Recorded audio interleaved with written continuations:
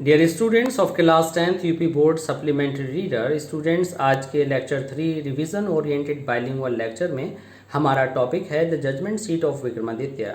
Students, इस lecture में हम इस स्टोरी 2 को the judgement seat of Vikramaditya को पूरा करने जा रहे हैं।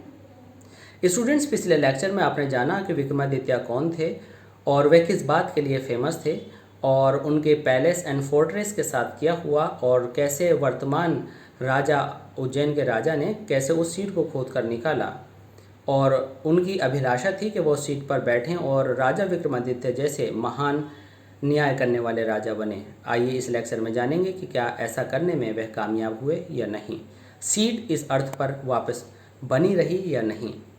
Student, this is M. Rahman and you are attending ORSC classes of English language and you have been continuously watching students our channel and now students, please to continue your syllabus, please don't forget to subscribe our channel. If you like our lectures, please like, comment and share. Now students, let's begin this lecture number 3. In this lecture students, when the king was about to sit on the throne, जब राजा इस seat पर बैठने वाले थे, one of the angels began to speak, तभी एक देवदूत बोलने लगा, stop, it said, do you think that you are worthy to sit on the judgement seat of Vikramaditya? रुको, क्या तुम्हें लगता है कि क्या तुम वर्दी मीन्स योग्य हो जजमेंट सीट ऑफ विक्रमादित्य पर बैठने के लिए? Have you never desire to rule over the kingdom that were not your own? क्या तुमने उन राज्यों पर हड़पने की कोशिश नहीं की जो तुम्हारे अपने नहीं थे? स्टूडेंट्स, बहुत इंपॉर्टेंट बात है, इसको याद रखिएगा। What did the first angel say to the king is one of the most important questions. पहले एंजल ने राजा से कहा, रुको, क्या तुम अपने आप को योग्य समझते हो इस जजमेंट सीट पर और विक्रमादित्य की सीट पर बैठने के लिए? क्या तुमने कभी डिज़ायर नहीं किया दूसरे के राज्यों पर जो तुम्हारे नहीं थे शासन करने का? स्टूडेंट्स, आप इसे सारा लर्न कर सकते हैं, लेकिन ये डिफ़िकल्ट होगा, तो आप इस बात को इनडायरेक्ट में लिखें। The angel asked the king to stop and asked if he thought that he was worthy to sit on the judgement seat of Vikramaditya, and again asked if he had never desired to rule over the kingdom that were not his own, that had not been his own. Now students, in this way this will be your answer. For a while the king couldn't think of an answer. थोड़ी देर तक तो राजा answer सोच ही नहीं सके। He knew, वह जानते थे, his life was unjust.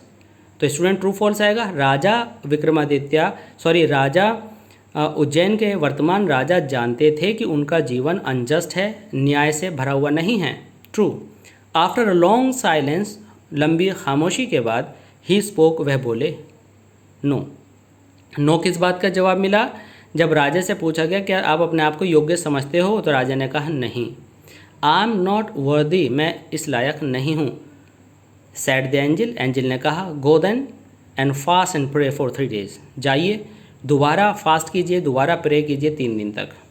So that you may purify yourself. तो student, there will be a question, what was the answer of the first angel when the king said no?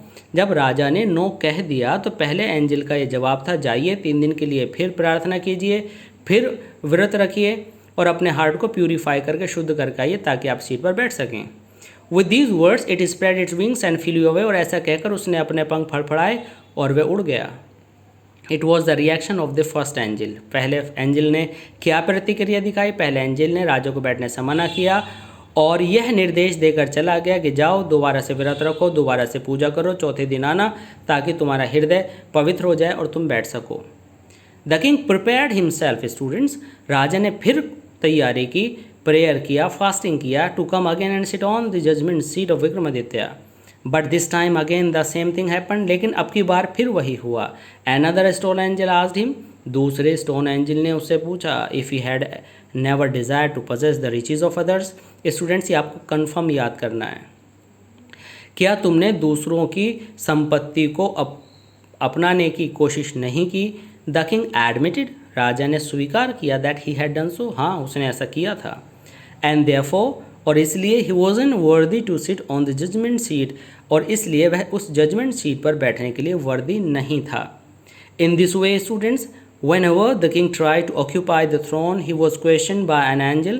जब जब राजा ने उस पर बैठने की कोशिश की तो हर एंजल ने उससे सवाल किया and he had to withdraw. उसे विदड्रॉ मीन्स अपने फैसले से हटना पड़ा. उसे किसे? राजा को. This went on till one angel was left supporting the marble slab. और ऐसा सिलसिला स्टूडेंट जब तक चलता रहा जब तक कि एक मार्बल स्लैब को पकड़े हुए केवल एक एंजल नहीं रह गया. कहने का मीनिंग यह है स्टूडेंट्स कि जब भी राजा सीट पर बैठने के लिए आते थे, अब ये मान लीजिए 25 स्टोन एंजल से बार बार 3 दिन का प्रे करते थे, चौथे दिन आते थे, व्रत रखते थे, तो कितने दिन हो गए होंगे? 32 जा 60 से भी ज़्यादा दिन हो गए थे. अब लास्ट जब एंजल रह गया तो राजा ने सोचा कि अब तो मैं बैठ ही जाऊंगा. The king went near the throne with confidence, great confidence, for he felt sure of being allowed to take his place that day, कि अब तो वो अपने स्थान पर बैठ ही जाएंगे. But as he came near the seat the last angel spoke. लेकिन जैसे ही वो सीट के पास आए लास्ट एंजल ने उनसे बोला. स्टूडेंट्स, से पहले कि हम आगे पढ़ें हम थोड़ा सा पिछला रिवाइज करना चाहेंगे. What were the words of the first angel.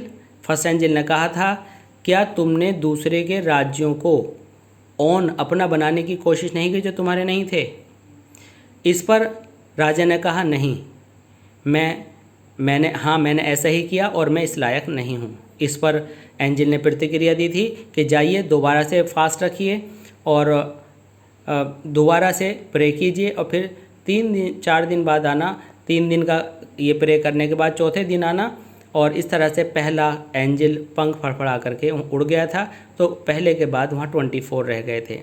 जब अगली बार आए तो फिर दूसरे एंजल ने कहा था कि क्या आपने दूसरों के रिचेस, दूसरे की संपत्ति को पजेस मीन्स हड़पने की कोशिश नहीं की? राजा ने एडमिट किया, हाँ की थी. वो भी इसी तरह से चला गया. इसी तरह से हर 3 दिन बाद वो आते थे चौथे दिन, और एक एंजल बाहर निकलता था और राजा को समझाकर चला जाता था. राजा फिर तैयारी में लग जाते थे और ये सिलसिला जब तक चलता रहा जब तक कि अंतिम देवदूत नहीं रह गया. जब अंतिम देवदूत रह गया तो राजा को लगता था he would be able to sit on the seat. तो आप कहेंगे ट्रू. ट्रू किस बात के लिए? राजा ने सोचा कि अब तो वो उस पर बैठ ही जाएगा. ट्रू. क्या राजा इस बात को सोचने में सही था? फॉल्स. नहीं, सही नहीं था. If so you are indeed okay. तो लास्ट एंजल ने फिर उसको रोक लिया. Are you then perfectly pure in heart. उसने तीसरे ने पूछा. स्टूडेंट्स, आपको शॉर्ट क्वेश्चन आएगा, what did the third angel से. तो तीसरे एंजल ने पूछा, क्या आप हृदय से इतने पवित्र हो हे राजा? Is your heart as pure as that of a little child. क्या तुम्हारा हृदय एक नवजात, एक छोटे शिशु की तरह से पवित्र है? इफ़ सो, अगर ऐसा है, यू आर इंडीड, तो निसंदेह worthy to sit on the seat, आप इस सीट पर बैठ सकते हैं. Said the king very slowly. बहुत धीमे से राजा ने कहा, नहीं. No, I am not worthy. नहीं, मैं इस लायक नहीं हूँ. And at these words the angel flu up in the sky bearing the slab upon his head. अरे ये क्या? इसको सुनकर के वह लास्ट एंजल ने क्या किया कि सीट को अपने सिर पर रखा और पंख फड़फड़ाता हुआ वहाँ से उड़ गया. This was how the judgement seat of Vikramaditya disappeared from the earth for ever.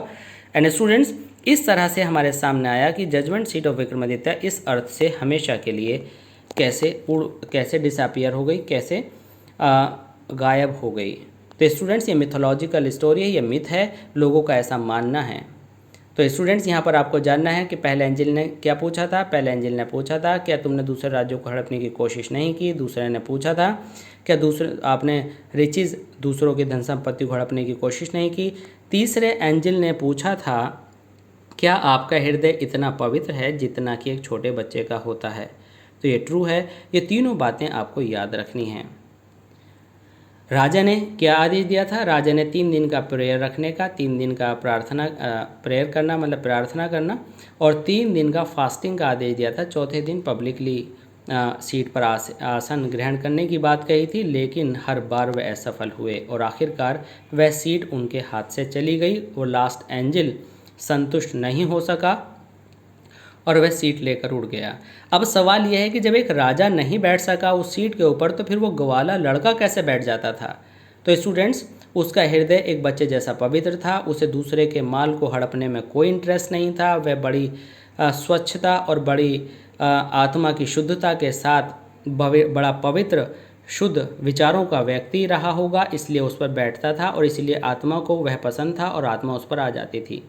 अगर काश ऐसा ही वह किंग ऑफ उज्जैन होता, उज्जैन का राजा होता, तो शायद वह भी उस पर बैठ पाता, लेकिन उसके अंदर स्वार्थ था। जबकि the difference was that between the king of Ujjain, present king of the Ujjain, and the boy, cowherd boy, shepherd boy, was that shepherd boy was an innocent guy, and shepherd boy was pure at heart. That's why he was able to sit and pronounce right decisions. Then students, I hope कि आपको ये chapter बहुत अच्छे से समझ में आया होगा। और प्लीज़ स्टूडेंट्स, हम आपके लिए बहुत वर्क लगातार कर रहे हैं। अगर आप हमें अपना लाइक देकर अप्रिशिएट करते हैं तो हम आपके लिए और बहुत अच्छी सी कोशिशें कर पाएंगे और आपको घर बैठे बहुत अच्छे और प्रॉपर लेक्चर्स हम अवेलेबल करा पाएंगे। प्लीज़ अप्रिशिएट करके, लाइक करके हमें एनकरेज कीजिए ताकि हम आपको और बेहतर से बेहतर जो स्टडी मटेरियल है अवेलेबल करा सकें। तो इसलिए स्टूडेंट्स, प्लीज़ लाइक ज़रूर कीजिएगा और कमेंट कीजिएगा और शेयर कीजिएगा हमारी वीडियोज़ को, और सब्सक्राइब कीजिएगा ताकि सारे लेक्चर सबसे पहले आपके पास पहुँचें। धन्यवाद।